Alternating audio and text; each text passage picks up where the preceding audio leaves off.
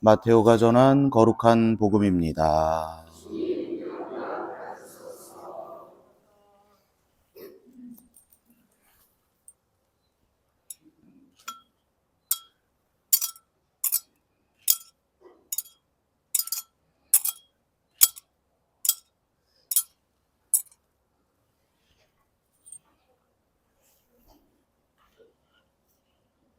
예수님께서는 헤로데 임금 때 유다 베들레헴에서 태어나셨다.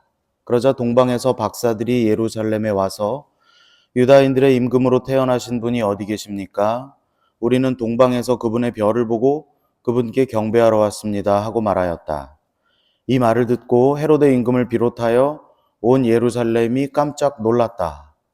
헤로데는 백성의 수석 사제들과 율법학자들을 모두 모아놓고 메시아가 태어날 곳이 어디인지 물어보았다. 그들이 헤로데에게 말하였다. 유다 베들레헴입니다. 사실 예언자가 이렇게 기록해 놓았습니다. 유다 땅 베들레헴아, 너는 유다의 주요 고을 가운데 결코 가장 작은 고을이 아니다. 너에게서 통치자가 나와 내 백성 이스라엘을 보살피리라. 그때 헤로데는 박사들을 몰래 불러 별이 나타난 시간을 정확히 알아내고서는 그들을 베들레헴으로 보내면서 말하였다. 가서 그 아기에 관하여 잘 알아보시오. 그리고 그 아기를 찾거든 나에게 알려주시오. 나도 가서 경배하겠소. 그들은 임금의 말을 듣고 길을 떠났다. 그러자 동방에서 본 별이 그들을 앞서가다가 아기가 있는 곳 위에 이르러 멈추었다. 그들은 그 별을 보고 더없이 기뻐하였다. 그리고 그 집에 들어가 어머니 마리아와 함께 있는 아기를 보고 땅에 엎드려 경배하였다. 또 보물 상자를 열고 아기에게 황금과 유향과 모략을 예물로 드렸다. 그들은 꿈에 헤로데에게 돌아가지 말라는 지시를 받고 다른 길로 자기 고장에 돌아갔다. 주님의 말씀입니다.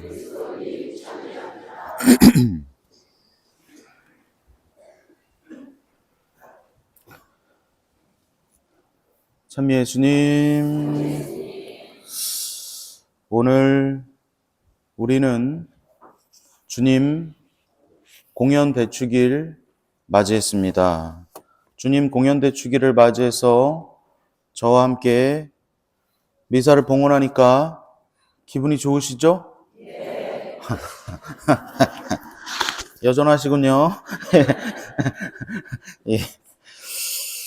예. 아까 좀 미사를 시작하면서 기분이 싱숭생숭합니다. 딱 10년 전 2016년 1월에 송림동에서 마지막 미사를 하고 아프리카로 떠났었는데요. 그래서 그 여권이 이제 만료가 될 시점에 새 여권을 만들었는데 2026년 1월에 또 다른 나라 비자를 받고 지금 나갈 준비를 하고 있습니다. 오늘 우리는 주님 공연 대축일 맞아서 동방박사 세 사람을 만납니다. 동방박사 세 사람은 자기가 살던 고을을 떠나 이스라엘에 와서 임금이 태어나신 곳이 어딘지를 묻고 있습니다. 그런데 그 모습이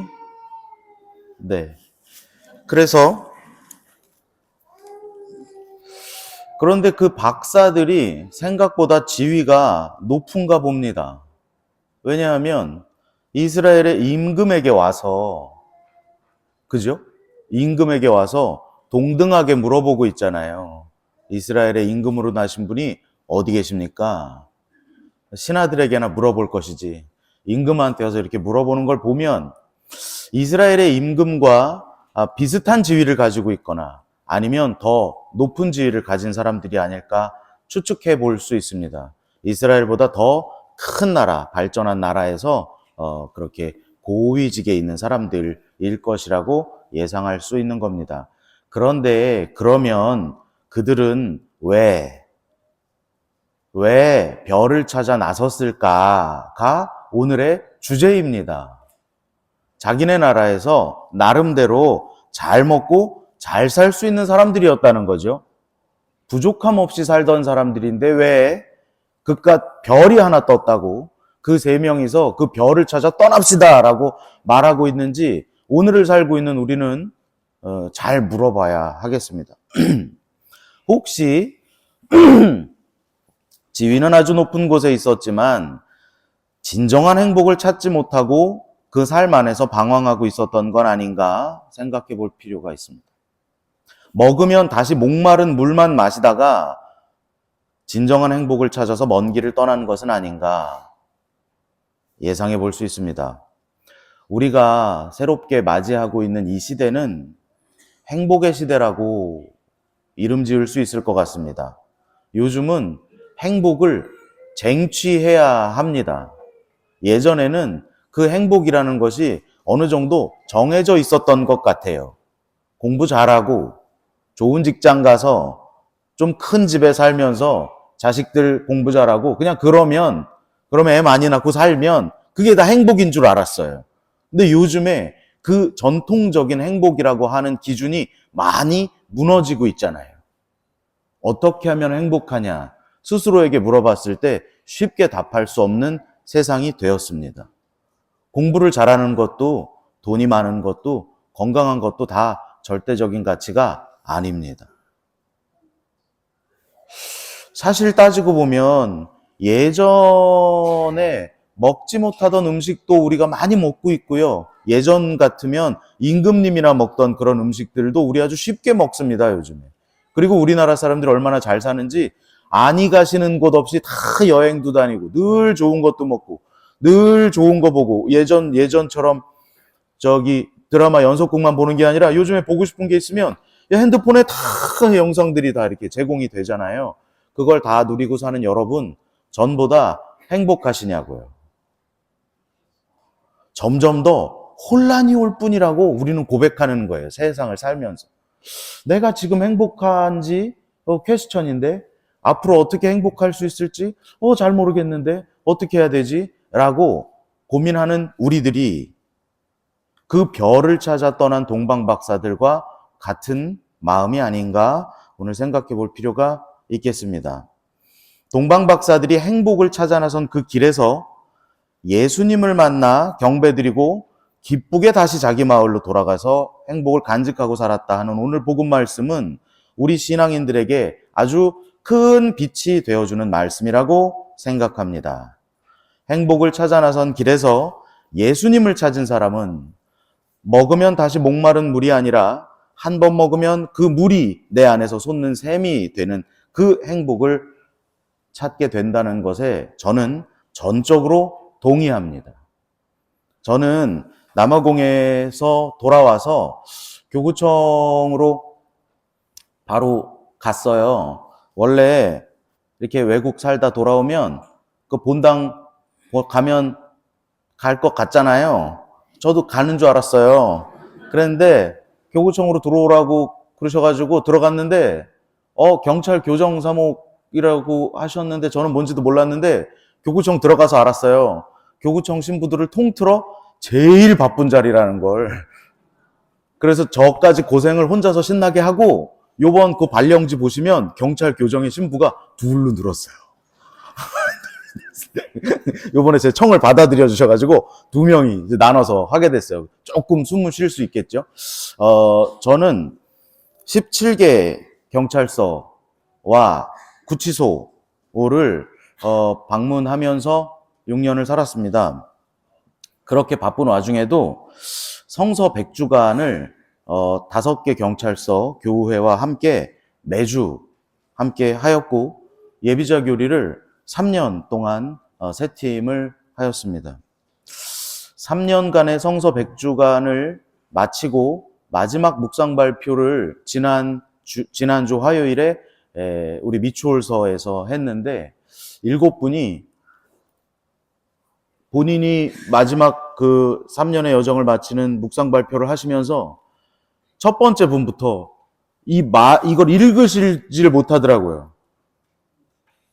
눈물이 터져가지고 쫙 우시고, 이분도 쫙 우시고, 저분도 쫙 우시고, 쫙 우시고, 계속 우는 거예요. 왜 울었을까요? 어떤 주제로 울었을까요? 주님, 이렇게 큰 기쁨을 느끼게 해주셔서 감사합니다. 성경을 읽기 전에는 상상도 못하는 기쁨을 제가 3년 동안 누렸습니다. 내 신앙생활에 이런 초대를 해주신 주님께 정말 감사드립니다. 눈물을 쫙 흘리시는 거예요. 그분들이 고백한 그 기쁨과 행복을 저는 6년 동안 누리면서 살았다고 생각합니다. 누구에게 칭찬받기 위해서 그 먼 길을 달려간 것이 아니라 그분들과 함께 성경을 공부하고 교리를 가르치고 그러면서 제 안에 주님께서 나를 통해 만나게 된 그 사람들을 얼마나 사랑하시는지 가장 가까이서 느낄 수 있었습니다. 곰곰이 생각해 보면 원래는 그렇게 할 수 없는 거거든요. 왜냐하면 제가 재작년에 계양서 경찰 한 분이랑 소사서 직원 한 분이랑을 같이 예비저기를 2명을 했는데 이게 서가 2개다 보니까 이제 퇴근해가지고 같이 중2동 성당이 가운데더라고요. 여러분 6시 퇴근하시고 7시까지 중2동에서까지 올 수 있냐고. 그럼 중2동에서 내가 교리를 가르쳐주면 중2동으로 오겠냐고. 그랬더니 오겠대요. 그래갖고 제가 그 경찰 2명 데리고 중2동 성당에 가서 지하에 교리실에 가서 1년 동안 예비자 교리를 가르쳤는데요. 여러분의 그 상상을 해보시면 어떤 신부가 그 한 명 예비자 교리 가르치겠다고 여기서 1시간을 차를 몰고 가가지고 그 2명 앉혀놓고 1년을 어떻게 가르치냐고요. 그죠? 그 제가 대단합니까? 그게 아니라니까요, 주제가. 왜 했다고요? 그걸 하고 돌아오는데 너무 기쁜 거예요. 제가. 누구에게도 빼앗기지 않는 기쁨. 먹으면 다시 목마른 행복이 아니라 한 번 먹으면 내 안에서 샘이 솟아오르는 행복. 높은 지위에 있었음에도 불구하고 계속해서 목말랐던 동방 박사들이 예수님을 한번 만나고는 평생을 행복하게 살았던 그 행복을 느꼈습니다.